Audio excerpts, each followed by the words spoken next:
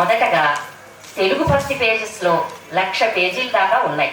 వాటిలో చాలా వరకు పేజీలకు కామాక్షి గారు డిటిపి చేశారు.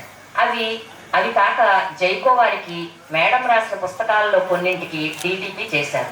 ఒక లైన్ తగ్గించాల్సి వస్తే దానికి కిటుకును కామాక్షి గారే నేర్పారు. కామాక్షి గారికి అభినందనలు. నా పేరు శ్రీపతి శ్యామలాదేవి. నేను వృత్తిరీత్యా టీచర్ని. ప్రవృత్తి మాత్రం భాష మీద అభిమానంతో డిటిపిని ఎంచుకున్నాను. ముఖ్యంగా తెలుగు డిటిపి అంటే నాకు చాలా ఇష్టం. దాంతో డే టైం కాలేజ్కి వెళ్ళొచ్చి ఈవినింగ్ మార్నింగ్ అవర్స్లో ఈ డిటిపి వర్క్ చేస్తున్నాను. అప్పటి నుంచి ఇప్పటి వరకు కూడాను. ఆ క్రమంలో మాకు రాజశ్రీ గారు పరిచయం అయ్యారు. ఆమె పరిచయం తర్వాతనే అసలు ఈ ఉపనిషత్తులోని పేరు వినడమే కానీ దాని యొక్క సారాంశం ఏమీ నాకు తెలీదు. అలాంటిది దగ్గర నేను 18 ఉపనిషత్తుల్లో 9 ఉపనిషత్తులు నేనే ఆమెకి చేసి ఇచ్చాను. అందుకు ఆమెకి నేనే థ్యాంక్స్ చెప్పుకోవాలి ఆ అవకాశం నాకు ఇచ్చినందుకు. తర్వాత ఇవి కాకుండా ఇంకా జైకో పబ్లిషర్స్ వారిది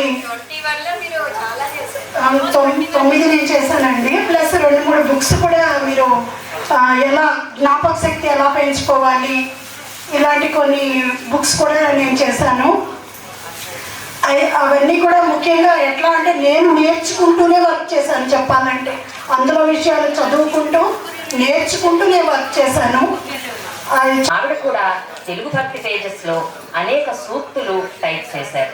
జైకోకి మేడం పుస్తకాలను టైప్ చేశారు. పేజీ అలైన్మెంట్, టేబుల్స్ అన్నీ చాలా బాగా చేసేవారు. అంతేకాదు అద్వైత వేదాంతంలో కూడా కొన్ని పుస్తకాలు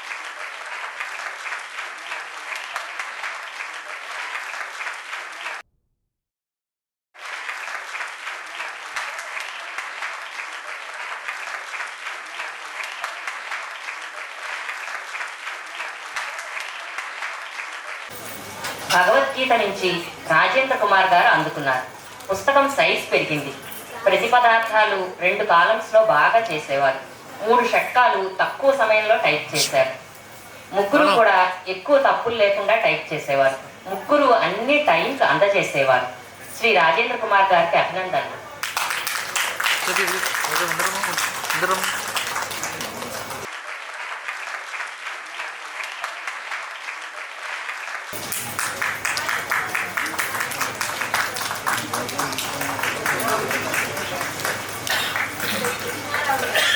తరువాత ఆర్ష విద్యలో ప్రస్థానత్రయంతో కలిసి మన గ్రంథాలు 19 వచ్చాయి.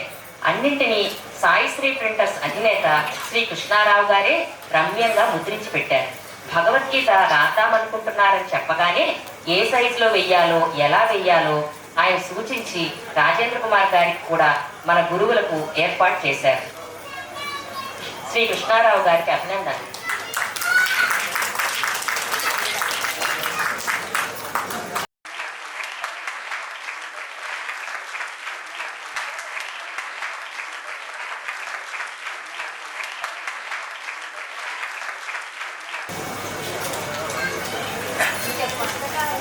పూజ్య స్వామీజీ శిష్యులైన పరిపూర్ణానంద స్వామీజీ నడిపే శ్రీపీఠంలో కృష్ణారావు గారు పూజ్య స్వామీజీ చెప్పిన వాల్యూ ఆఫ్ వాల్యూస్ కి నా చేత తెలుగులో మానవతా విలువలు పేరిట రాయించుకున్నారు.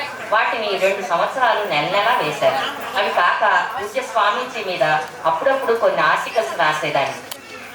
పూజ్య స్వామీజీ గురించి రాయాల్సి వస్తే రాజశ్రీని అడగండి అని స్వామీజీ అన్నారని విని నా జన్మ ధన్యమైంది అనుకున్నాను అని మన గురువులు రాజశ్రీ గారు అంటున్నారు. శ్రీ కృష్ణారావు గారికి అభినందనలు.